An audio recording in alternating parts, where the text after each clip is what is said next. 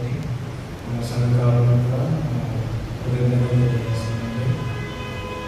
ఇప్పుడు వరకు మనం ప్రభు వారి యొక్క చివరి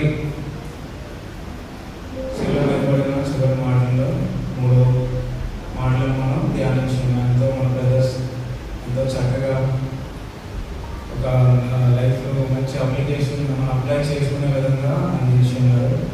అలాగే మనం ముందుకు సాగే విధంగా నాకు ఇచ్చిన మాట 4వ మాట, మత్తయి సువార్త 27వ అధ్యాయము 46వ వచనంలో మనం చూసినట్లయితే అక్కడ ఇంచుమించు 3 గంటలప్పుడు యేసు ఏలి ఏలి లామా సబక్తాని అని బిగ్గరగా కేక వేశాడు. ఆ మాటకు నా దేవా నన్ను ఎందుకు చేయించింది అని అర్థం. సో ఇక్కడ మన యేసుక్రీస్తు వారు ఎన్ని గంటలు ఉన్నారంటే శిలువ మీద ఇంచుమించు 3 గంటలు వచ్చింది. ఈ మనము ఇప్పటి నుంచి 4వ మాట 5, 6, 7 చూసినట్లయితే ఇవి ఆయన ఆ శిలువ మీద ఉన్న చివరి మాటలు. అలాగనే ఇవి ఎంతో త్వరగా ఆయన మాట్లాడడం మనం చూడవచ్చు. ఎందుకంటే ఆయన అప్పటి వరకు ఎంతో శ్రమను బాధను అనుభవించినారు. ఇక్కడ అదేవిధంగా ఈ 4వ మాట చూసినట్లయితే ఆయన బిగ్గరగా ఏలి ఏలి లామా సబక్తాని, నా దేవా నన్ను ఎందుకు చేయవచ్చు.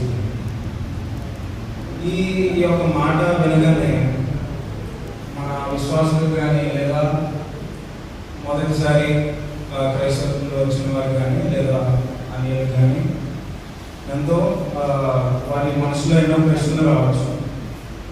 దేవాది దేవుడైన ప్రభువైన యేసుక్రీస్తు ఇక్కడ ఎంతో ఆయన బాధతో ఈ మాటలు పలికి ఉన్నాడని దేవుడు అర్థం చేసుకోవచ్చు.